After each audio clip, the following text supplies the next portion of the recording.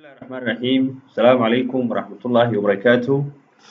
أردي كسر دوادا كلية عافمات كريفت فالي ميديكال كوليج وكورس كيني epidemiology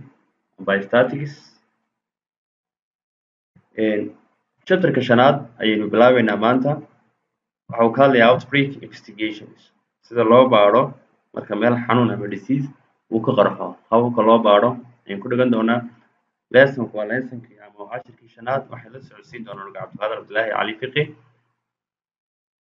marka qaybtan waxaan xooga ku saari doonaa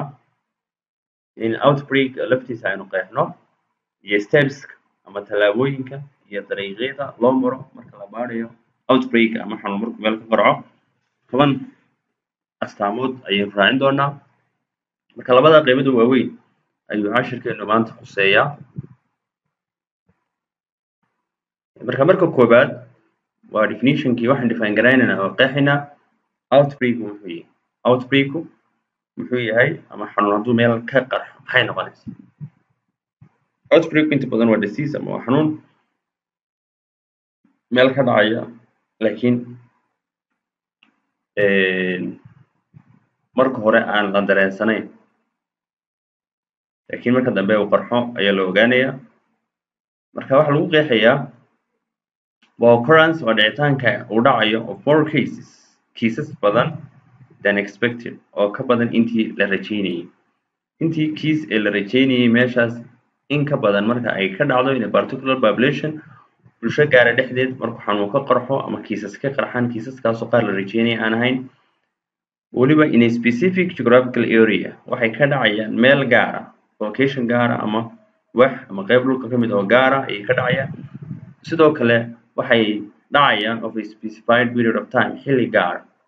marka waa xanuun meel ka qarxaya bulsho gaara dhexdeedu ku qarxaya waqti gaara cayimana uu qarxaya kaas la waa outbreak marka outbreak inta badan xanuun meel ka dilaacay oo kale waa xanuun meel ka dilaacay cholera outbreak baa la odhan karaa sidoo kale wax tusaale fiican u ah marka daacuun oo kale meel uu ka dhaco marka outbreak-gaas marka hore lama garanayo wax yahay laakiin tallaabooyin ayaa la raacaya tallaabooyinka la qaadayo ayaa marka dambe lagu ogaanaya laguna go'aaminaya nooca xanuunkaasi uu yahay ama outbreak-gaas markaasa loo magac bixinayaa markaasaa population-kii la eegaya markaasaa intuu ku baahay la eegaya inta uu ku dhacay la eegaya intay ka badbaaday la eegaya control-kii iyo prevention-kii markaa la sameynaya si aanu hadhowto future-ka usoo noqonin si aanu bulshada ugu baahin tallaabooyinkaasoo dhan baa la qaadaya tallaabooyinkaasoo dhan in la qaado waxaa keenaysa marka hore in la ogaado qaabka outbreak-gan investigationka ama baaritaanka uu sameynaya waa sidee marka waxaa jira steps baa jira tallaabo in outbreak investigations marka outbreak-ga la doonayo in la baaro tallaabooyin baa la qaadaa tallaabooyinka la qaadaa waa tobanka halka inoogu qoran tobankan tallaababa waynu sharixi doonaa oo gaar baynu sharixi doonaa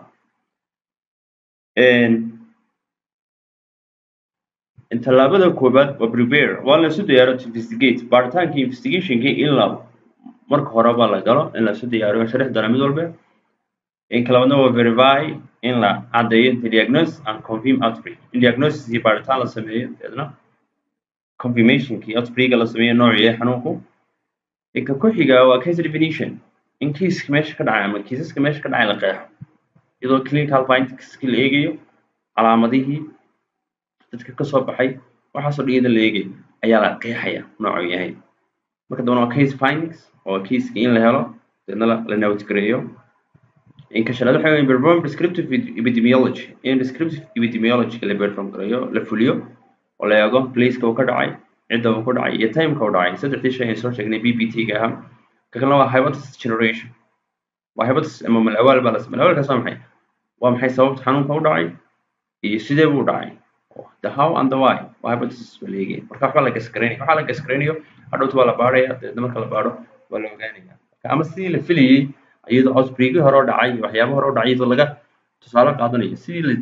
ay u qaateen culimada marka caafimaadka baaraysay ayuu noqon doonaa ama si kaloo ka duwan buu noqon doonaa hypothesis-kaas uu noqon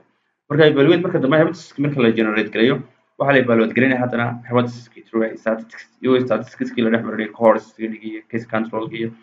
qaybihii epidemiological studies-kii iyadoo la marinayo ayaa la evaluate gareynaya marka dambena deegaanka la baranaya additional environmental studies baa la eegaya deegaanka la eegaya xanuunka deegaanka ka yimi sidee uu deegaanka uga yimi maxaa la eegaya biyaha dadku isticmaalayeen cuntadii cunayeen deegaanka hygiene-kiisa waxyaabo badan baa la eegaya marka dambena implement control ama prevention measures waxaa la eegayaa in la sameeyo controlka sidii loo sameyn lahaa xanuunka loo controli lahaa amba sidii looga hortagi lahaa in mar kale xanuunkani uu dhaco marka dambena communicate findingskii baa la faafinaya la qaybinaya bulshada loo qaybinaya report baa lasoo saaraya internal ahaan bulshada gudaheeda iyo external ahaan oo hay'adaha caalamiga ah loo gudbinaya dadkii waa wax la baraya in dadkii xanuunsanayba lala tacaalaya xanuunkoodii waxyaabahaas communicate findings kood waxaa prepare to investigate waa la marka preparation marka la sameeyo kood waxay waa in la outbreak investigation team waa in la sameeyo ciddii xanuunkan baaritaan ku sameyn lahaa investigation ka sameyn lahayd waa la diyaariyo qodobka labaad waxa weeyaan kood waxa weeye identify in la aqoonsado outbreak investigation teamka ama ciddii xanuunkan baari lahayd ka howlgeli lahayd kala waxa weeye review scientific literature in si cilmiyeysan xanuunka loo dariso oo la eego outbreakii hore oo dhacay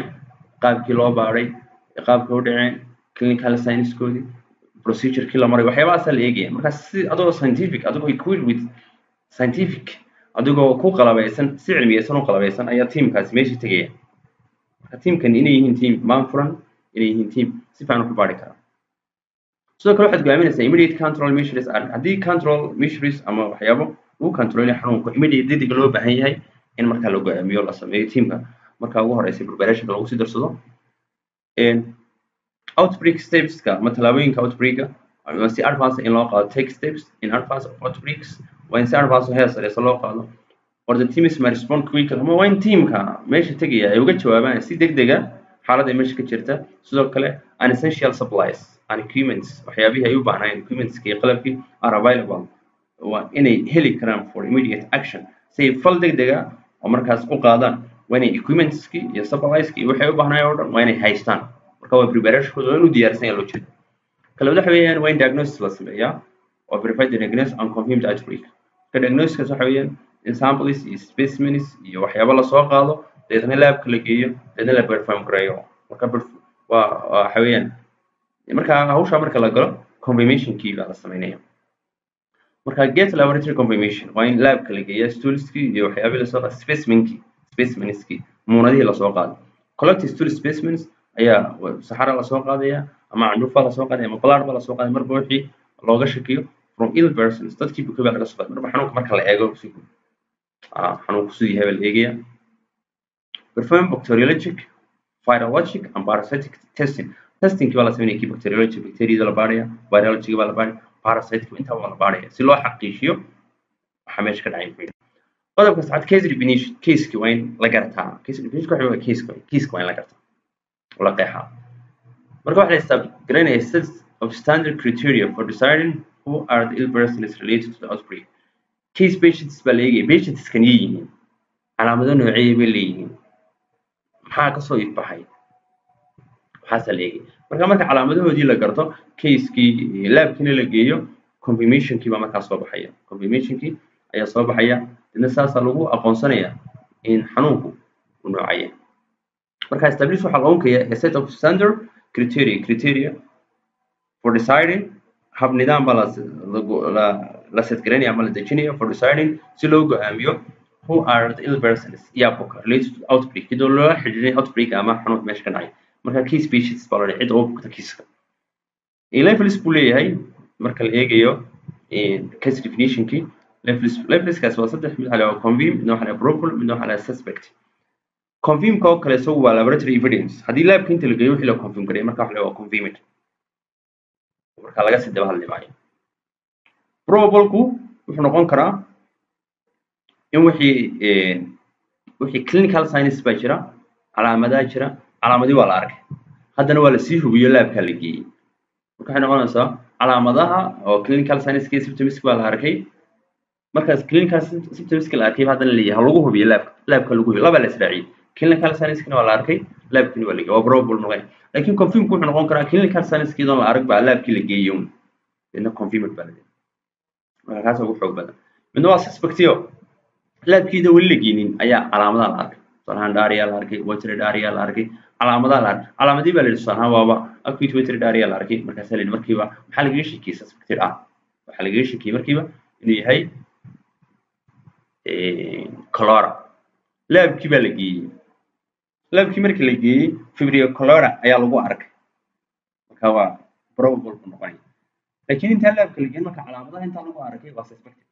laabkii weli lama geyn calaamadina waa la arkay suspect baa la odhanaya marka saddexaas level baynu kala qaybinaynaa si fiican u fahmo kaas waa marka laabka la geeyo waa confirmed kana waxa weeyaan laabkiina waa la geeyey calaamadina waa la arkay waa probable kana waxa weeyaan calaamadina waa la arkay laakiin weli laabkii laguma xaqiijin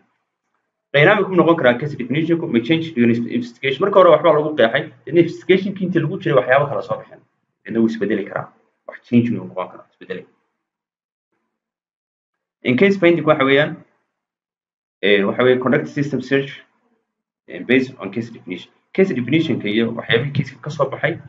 ayuu ka imanaya case finding marka case baa la helaya case baa la aqoonsanaya conduct systematic search waxa la gudbinayaa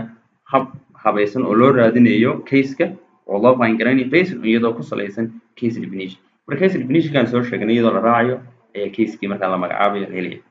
create line list of possible cases waxaa la abuuraya list ama muxuu ahaayey waxaa la sameynaya list ama listkaas Soomaali wuxuu ku noqonaya in la sameeyo diiwaan baa la sameynaya diiwaankaas oo possible cases lagu qoray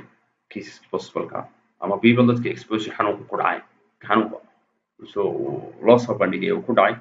ayaa loo sameynaya list marka case finding ku kaas noqonaya kala waxay perform descriptive epidemiology waa in place iyo time iyo person kii la eego PPT-gi marka tabulation baa lagu gelinaya an orient data-diina waxaa lagu saleynayaa person qofka dadku ku dhacay place oo ah meesha ku dhacay iyo time oo ah xilligii ku dhacay marka frequencies kuna waxa weyn in rakaadka la eego xanuunku dadka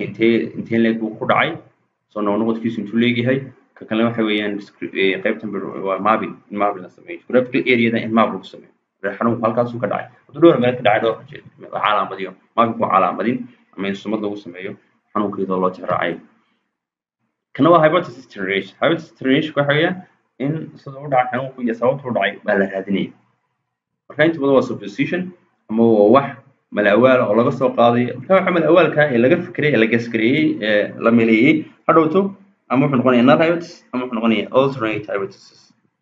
marka ama wuxuu noqonayaa wax hadhow saa noqda oo jira oo yes soo baxdo ama no marka compare with known sources waxa la barbar dhigayaa known source ilo hore la yaqaanay or similar outbreak ama outbreak kan lamid ayaa la barbar dhigay sida outbreak noocaas u dhacay sababtaas u dhacay waxyaabahaas uu ka yimi waxba la eegaya deedna marka inta la oga questionnaire baa la sameynaya questionnaire kana xogta ayaa lagu ururinaya xogta marka la ururiyo kadibna la analyze gareynaya marka la analyze gareeyo ay jawaab sax ah ama result saxdi u soo baxaya marka ka toddobaadna waxa weeyaan evaluate waxa la qiimeynaya hypothesis through statistics hypothesis kan generate gareynaya qayb lixaad ku soo aragnay ayaa statistics la gareynaya results marka la doonayo marka waxa la doonayaa resultkii la soo saaro marka perform epidemiologic study baa la perform gareynaya marka cohort iyo case control labada mid baa la isticmaalaya cohort inta badan group of population ku ka hadlaa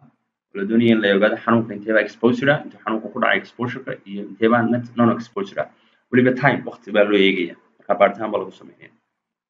in case control kuna inta badan waa cases ama cases la xiriira inta badan waxa la bandhigaa control iyo cases marka controlku inta badan waa inta dadka aan bukoomay cases kuna waa inta bukta labaas la isbar bandhigay marka waatan imanka kani case control buu ka hadlaya compare risk factors among ill waxa la isbar bandhigay waxyaabaha risk factors ee xanuunka sababi kara determinants ka keeni kara ka qayb qaadan kara xanuunka u dhaco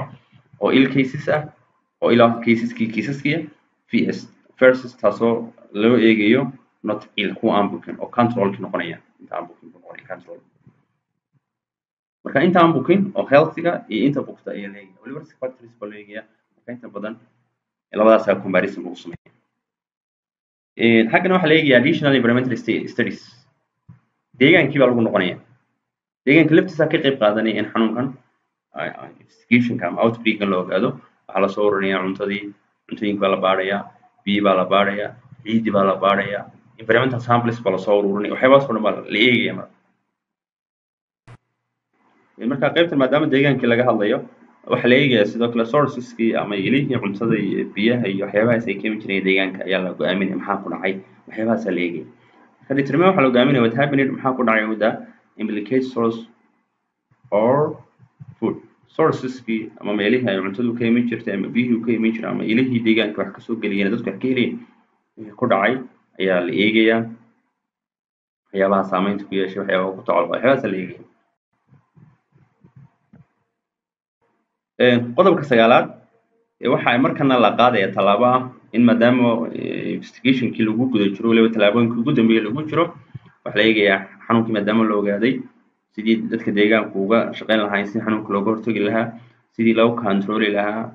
sidii istaraatiijiyad loogu dejin lahaa xanuunkan inaanu bulshada ku faafin sidii looga hortagi lahaa inuu mustaqbalka hadhowto xanuunkan aanu sii jirin ama sii baahin marka dhammaan cidii shaqada ku lahayd oo dhan daneeyaashii oo dhan baa laga wada qayb gelinaya coordinate with waxaa la isku xidhiidhinaya ama laga wada shaqaysiinaya all stakeholders dadkii daneeyaashii including ku jiraan regulatory partners dadkii maamulayay hawshan ku jiraan marka dadkii deegaanka kuwii maamulayay kuwii hay'adaha wixii oo dhan stakeholders oo dhan dawladdii waxaas oo dhan baa laga qayb gelinaya si markaa loo implement gareeyo ama loo howlgeliyo control iyo prevention measure marka implement control and prevention measure waa kaas uu noqonaya sidoo kale waxaa la develop gareynaya strategy to prevent si looga hortago further inuu xanuunku sii bato or future illness ama in hadhow mustaqbalka xanuunku sii jiro ee laga hortagaya marka qodobkaasna wuxuu noqonayaa implement control and prevention measure in qodobka ugu dambeeya tobanaad ee stepska 10ka communicate findings wixii soo baxay in la howlgeliyo wixii soo baxay ayaa la howlgelinaya bulshada loo sheegaya report baa la soo saaraya bulshada markaa loo sharaxaya xanuunkii la baraya waxyaabahaas waxay noqon communicate findings marka disseminate waxaa la faafinayaa outbreak investigation reportkii ka soo baxay wixii la baaray internalisti gudaha ah oo dadka deegaanka degana ah ama dalka ah and external audience iyo dadka